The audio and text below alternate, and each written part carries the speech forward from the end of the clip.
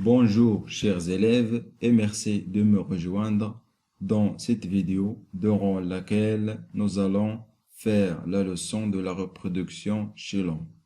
التوالد عند الإنسان. Cette leçon destinée aux élèves de deuxième année collégiale internationale. Les objectifs de la leçon, c'est de reconnaître l'organisation des appareils génitaux mâles et femelles. On va voir quels sont les organes de cet appareil, puis comprendre le fonctionnement des gonades à partir de la puberté. Ça veut dire, on va parler comment se fonctionnent les glandes génitales chez l'homme à partir de la puberté. وظيفة الغدة التناسلية.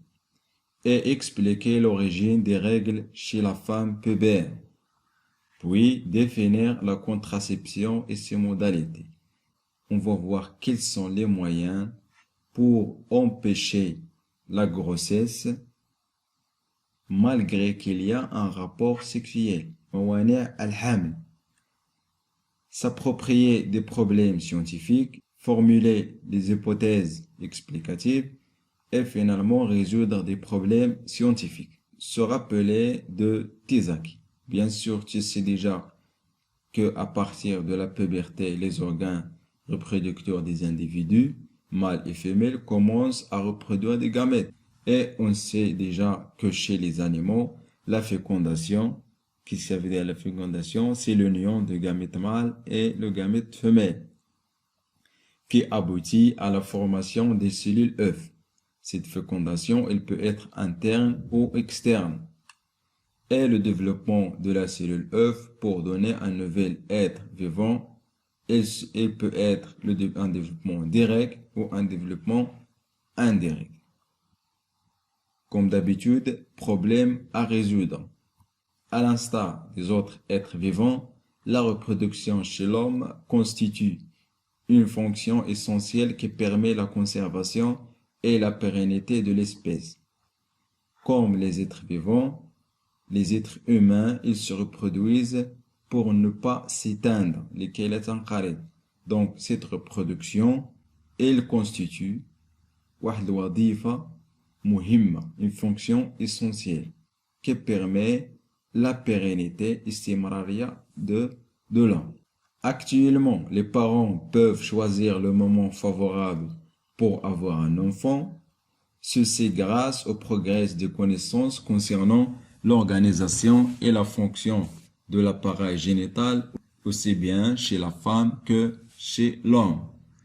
Donc, le développement technologique nous permet de connaître les organes de l'appareil génital et de connaître comment se fonctionnent les appareils, soit chez la femme ou chez l'homme. Ce développement technologique permet à nos parents de choisir le moment favorable pour avoir un enfant. Donc, تطور technologie مكننا من المعرفة الجيدة ديال الوظيفة ديال les appareils génitaux، الأجهزة التناسلية عند المرأة أو الرجل. دونك هذه المعرفة مكنت الآباء باش يختاروا لو مومون فافورابل باش يحصلوا على l'enfant. Donc la question هنا comment se fait cette opération, كيفاش كتتم العملية. Les questions de la leçon. La première question, on va voir comment se présente l'organisation des appareils génitaux mâles et femelles, puis où et comment se forment les gamètes mâles et femelles, et comment se déroule la fécondation. Et la troisième question, quelles sont les étapes de la gestation et de l'accouchement? Ça veut dire en chevaux, quelles sont les étapes de la grossesse et de l'accouchement. Marahil al-haml wal-wada'. La question suivante, on va parler sur l'importance de l'allaitement. Et la dernière question, c'est comment peut-on organiser la fonction reproductive? كيف يتم تنظيم النسل? Grand T1, la puberté période d'acquisition de la capacité à se reproduire. Petit 1, on va définir qu'est-ce que veut dire la puberté. Donc, la puberté, c'est une période de la vie entre l'enfance et l'âge adulte, se manifeste par des changements chez le garçon et chez la fille, qui devient par conséquent capable de se reproduire. Ça veut dire la puberté est une période ديال la vie de l'être humain. هاد المرحلة اللي كتجي entre الطفولة, l'enfance et l'âge adulte. Donc, la période, il se manifeste par des changements. Dans la période, on observe des changements chez les garçons et les filles. كان واحد التغيرات كطرا على les garçons et les filles. هاد التغيرات كتخليهم capables de se reproduire. Donc, ta question d'abord, quels sont les changements qu'on observe chez les garçons et chez les filles à l'âge de la puberté? Donc, la question sera, quelles sont les transformations morphologiques et physiologiques apparues à la puberté? Donc, lorsqu'on dit les transformations morphologiques et physiologiques, ça veut dire les changements. Pour répondre à cette question, on passe à petit 2, les transformations apparues à la puberté. Nous avons ici un document qui représente l'âge en années des filles et des garçons. On commence par les filles. Donc, nous avons ici le début de développement des seins, le premier poil pubien et les premières règles. À l'âge à peu près de 9 ans, à l'âge de 13 ans, on constate que la plupart des filles, le début de développement des seins et le début de l'apparition des poils pubiens. Les poils pubiens, ça veut dire les poils qui se trouvent au-dessus des organes génitaux de la femelle. Ou la katsima char al-ana. Donc la plupart des filles, أغلب الإناث كيبدا يوقع لهم les développements ديال les seins ou l'apparition ديال les poils pubiens entre l'âge de 8 ans et quelques mois à l'âge de 13 ans. Ça veut dire كاين الإناث اللي كيوقع لهم le développement des seins à l'âge de 11 ans ولا كاين اللي توقع لهم 2 ans. Même chose pour les premiers poils pubiens. L'apparition des premières règles des filles commence entre l'âge de 10 ans à l'âge de à peu près de 15 ans et quelques mois. Ça veut dire كاين les filles اللي أول مرة تيوقع لهم دم الحيض في l'âge ديال 10 ans. كاين الآخرين اللي أول مرة 11 ans, 13 ans, 14 ans. Donc chaque fille au l'âge اللي كيوقع فيها les premières. On passe aux garçons. Donc la plupart des garçons observent l'augmentation de la taille des testicules et du pénis entre l'âge de 9 ans et 14 ans. Et l'apparition de premiers poils pubiens entre l'âge de 10 ans et à peu près de 15 ans. Et les premières éjaculations, ça veut dire l'émission de sperme, elle commence chez les garçons de l'âge de à peu près de 2 ans et quelques mois à l'âge de 16 ans. Nous avons ici un tableau qui résume les changements qu'on observe à la période de la puberté. Donc, chez les filles, à l'âge de la puberté, on constate qu'il y a un développement de la poitrine. On observe les hanches, puis l'apparition de poils et l'apparition des règles. L'acné, ce sont des boutons rouges ou noirs au niveau de le visage. Hab shabab. Et l'augmentation de la taille, plus la masse pique de croissance. Les filles constatent que leur taille commence à augmenter d'une façon plus rapide. Chez les garçons, on constate qu'il y a un développement de la musculature. L'apparition des poils, les premières éjaculations, ça veut dire l'émission de sperme. L'acné, l'augmentation de leur taille et la masse pique de croissance. Et on observe aussi chez les garçons le mieux de la voix. Ça veut dire leur voie il devient épais, et l'augmentation de la taille des testicules et des pénis. Ce sont les changements, ce sont les transformations morphologiques et physiologiques qu'on observe chez les filles et les garçons à l'âge de la puberté. Conclusion. Les différences entre le garçon et la fille qui apparaissent à la puberté sont appelées les caractères sexuels secondaires. Ça veut dire les caractères, les changements physiologiques et morphologiques, ou les caractères sexuels secondaires. الصفات الجنسية الثانوية. Alors que les caractères primaires sont des caractères qui permettent de distinguer extérieurement l'homme et la femme. Ce sont les organes reproducteurs différents à la naissance. Et صفات الأولية, les caractères primaires, هما les organes reproducteurs différents à la naissance. هما الصفات اللي كيخليونا نفرقوا ما بين l'homme et la femme. Activité 2. On va parler sur les organes reproducteurs et leurs fonctions. Donc, الأعضاء التناسلية ووظيفتها. Commençons par chez l'homme. C'est expérience et résultat. Chez l'homme, les organes reproducteurs fonctionnent à partir de la puberté jusqu'à la mort. Afin de déterminer le rôle des testicules, on réalise des expériences suivantes. Donc, les expériences ont été réalisées sur les souris.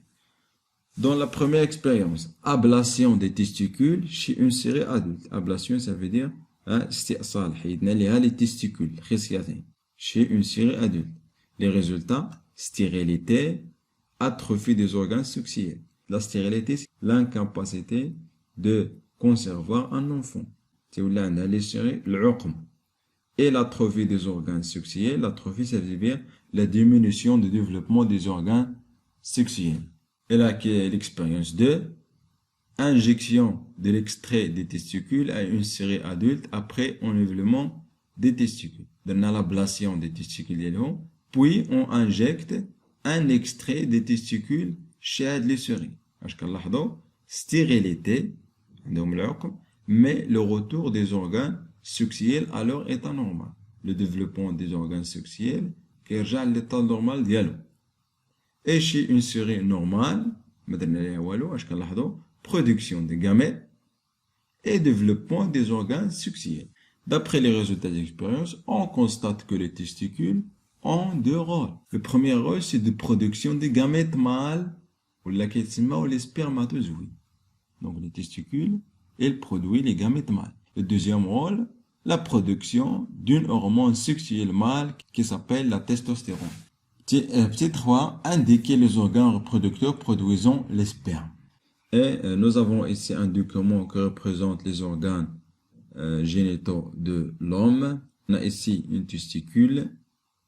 À l'intérieur de la testicule, il y a l'épididyme. Et nous avons de la peau des forts bourse. On a le pénis, le qadib, l'urtère, le canal différent, os du bassin. On a aussi le prostate, le vésicule séminal et la vessie. Ce sont les organes reproducteurs de l'homme. Et on a ici le grossissement de la testicule. À l'intérieur de la testicule, il y a l'épididyme et les tubes séminifères. Et on a ici le canal différent. Le rôle de l'épididyme, c'est un conduit sinueux dans lequel les spermatozoïdes deviennent mobiles. C'est un canal. Vésicule séminale, elles ajoutent leur sécrétion à celle des testicules. Ces sécrétions constituent environ de 70 de volume de sperme. La sécrétion de prostate active les spermatozoïdes. Donc, les prostates et libèrent les sécrétions qui activent les spermatozoïdes. On a ici la vue externe de la testicule. La vue externe. À l'intérieur de la testicule, on a l'épididyme et les tubes séminifères. Le pénis, le rôle dialogue, c'est un organe intervenant dans le rapport sexuel.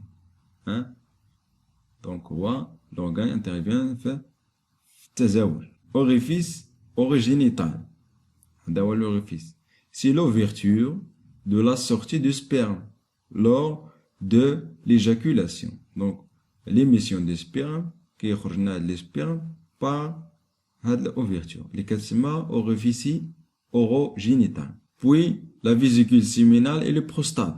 Le rôle ديالهم شكون هو؟ Il produit des sécrétions qui s'ajoutent aux spermatozoïdes pour constituer le sperme. Donc le sperme ما فيهش غير les spermatozoïdes. Fait les sécrétions qui sont libérées par la vésicule séminale et le prostate. Puis on a le canal différent. Le canal différent.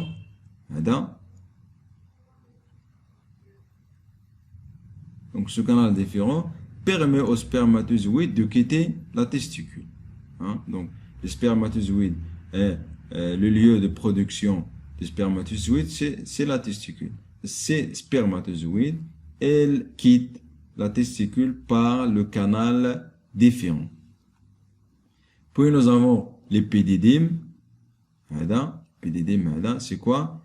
C'est le lieu de séjour des spermatozoïdes avant de quitter le testicule. هنا تيجلسوا les spermatozoïdes, تيبقاو هنا les spermatozoïdes حتى تيبغيو يكيتيو la testicule par le canal différent.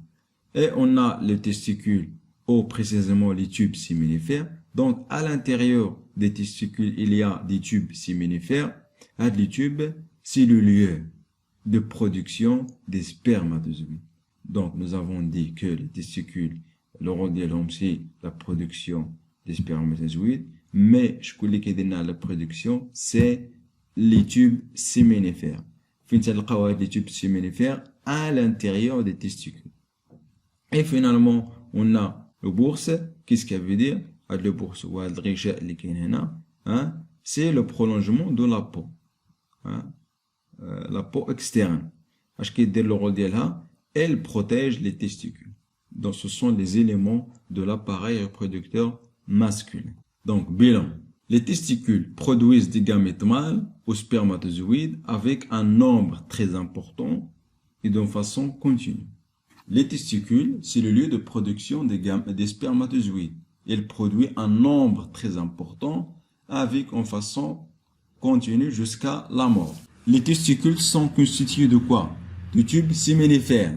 C'est le lieu de production des spermatozoïdes, qui sont des cellules mobiles de petite taille. Okay? Donc, à l'intérieur des testicules, il y a les tubes séminifères qui produisent les spermatozoïdes. Ces spermatozoïdes, ce sont des cellules mobiles, de petite taille. Il y a aussi les cellules interstitielles ou les cellules de Leydig. Ce sont des cellules qui produisent l'hormone de testostérone, qui est responsable de l'apparition des caractères sexuels secondaires et de la maturation des organes sexuels et de la production des gamètes mâles. Donc, il y a les cellules interstitielles à l'intérieur des testicules. Le rôle d'Yalhom, c'est la production de la testostérone. Le rôle de la testostérone, c'est quoi? C'est l'apparition des caractères sexuels secondaires. Donc, les chez le garçon, le développement des muscles, l'acné, la voix est épais. Donc, les caractères sexuels. Je voulais que les caractères, c'est la testostérone. Elle permet aussi de la maturation des organes sexuels. Les organes sexuels maturent. Il intervient aussi dans la production des organes des gamètes mâles. Donc, la testostérone, donc l'hormone de la testostérone joue un rôle important. Le rôle de la testostérone, c'est l'apparition des caractères sexuels secondaires. Le deuxième rôle, la maturation des organes sexuels, les organes sexuels et la production des gamètes mâles. Puis, les spermatozoïdes sont formés dans la paroi du tube séminifère. Elles acquièrent leur mobilité au niveau de l'épididyme. Elles passent ensuite dans les canaux différents et se mélangent avec un liquide sécrété par les vésicules séminales et la prostate pour le sperme. Donc, le spermatozoïde, la production au niveau des tubes séminifères, l'épididyme. Pourquoi? Pour acquérir leur mobilité. Puis, ils passent dans les canaux déférents. Les testicules par les canaux déférents. Le mélange avec les sécrétions le prostate et les vésicules séminales. Les sécrétions qui aident à les spermatozoïdes. Le mélange qui est le sperme. Puis, on passe à les organes reproducteurs et leurs fonctions chez la femme. Expérience et résultats. Donc, chez la femme, les organes reproducteurs fonctionnent de façon cyclique. Continue, cyclique. À partir de la puberté jusqu'à la ménopause. Afin de déterminer le rôle des ovaires, on réalise des expériences chez les animaux. Les organes reproducteurs chez la femme qui sont cyclique. À partir de la puberté, jusqu'à la ménopause. La ménopause, c'est la période durant laquelle on observe l'arrêt des règles chez la femme ou l'arrêt de la grossesse. Les expériences. La première expérience, ablation des ovaires chez une souris adulte. Donc, la souris a des ovaires. Stérilité et l'atrophie des organes sexuels. Et la deuxième expérience, c'est l'injection de l'extrait des ovaires à une souris adulte après enlèvement des ovaires. Donc, généralement, la souris, on a enlevé les ovaires d'elle, puis on a injecté un extrait des ovaires. La stérilité, puis le retour des organes à leur état normal. Mais c'est l'atrophie. Le stop de développement. Le développement. Et une souris normale, la production des gamètes femelles et le développement des organes sexuels. Donc, d'après les résultats des expériences, on constate que les ovaires ont deux rôles. Le premier rôle, c'est production des gamètes femelles, les ovules. Et le deuxième rôle, c'est produire les hormones sexuelles femelles, les progestérone et les oestrogènes. Donc, chez l'homme, nous avons vu que l'homme, il produit une hormone, testostérone, mais chez la femme, deux hormones, le progestérone et l'oestrogène. Puis, identifier les organes reproducteurs chez la femme. Nous avons ici l'appareil génital de la femme, et il est constitué par les organes suivants. Le pavillon, l'ovaire, mabit, oviducte, qanat al-mabit, l'utérus, rahim, col de l'utérus, unuq rahim, le vagin, le mihbal, et l'ouverture de le vagin. Et nous avons la vue de face. Donc, nous avons ici un tableau qui représente les éléments de l'appareil reproducteur féminin. Premièrement, nous avons l'ovaire.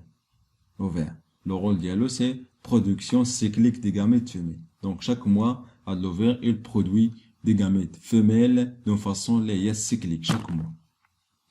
Pavillon de la trompe et de trompe. Le pavillon. Le canal. Qanat mabidi. Et le recevoir les gamètes femelles avant la fécondation. Donc, les gamètes femelles qui jouent l'ovaire vers le canal, vers le pavillon. La fécondation. L'utérus, rahim, il a deux rôles. Transmettre les gamètes femelles de vagin vers la trompe où s'effectue la fécondation et abriter l'embryon et le fœtus durant la grossesse. Donc, à l'utérus, les ovules qui jouent l'utérus, qui يرجعهم لهذه البلاصة. حيث هنا كتوقع لا fécondation. Et quoi d'autre? هنا تنمو الجنين ou le fœtus durant la grossesse. Ça genre تبقى هنا 9 mois في l'utérus. Puis le col de l'utérus. هنا le col, il joue 3 rôles. Le passage des gamètes mâles vers la fécondation. Donc هنا تيدوزو les gamètes mâles من le vagin, le mihbal, تيدوزو l'utérus عبر le col de l'utérus. La sortie des écoulements sanguins اللي تيوقع دم الحيض الأنثى الدم الحيض كيخرج par ce col. Et la sortie du bébé au cours de l'accouchement. اللي تيوقع لنا الوضع, le bébé il sort à partir ديال le col de l'utérus. عنق الرحم. Puis le vagin le rôle ديالو c'est recevoir le pénis et les gamètes mâles au cours du rapport sexuel, la sortie des écoulements sanguins et la sortie du bébé au cours de l'accouchement. Donc في المهبل اش كيوقع؟ Donc le recevoir كيستقبل القضيب et les gamètes mâles. Donc les gamètes هنا يتم l'émission des gamètes mâles, puis les gamètes elles passent vers l'utérus pour aller au pavillon de trompe باش يوقع لنا la fécondation. Et le deuxième rôle c'est la sortie ديال دم الحيض et la sortie de bébé. Et le vulve, le rôle ديالو c'est un organe sexuel qui reçoit le pénis au cours de rapport sexuel, hein? C'est comme le vagin. Bilan. Les ovaires produisent des gamètes femelles aux ovules d'une façon cyclique, hein? L'homme, la production des spermes d'une façon continue jusqu'à la mort. Mais chez les femmes, la production des deux ovules se fait de façon cyclique et de la puberté jusqu'à la ménopause. Yani, la ménopause qui a l'âge de à peu près de 5 ans.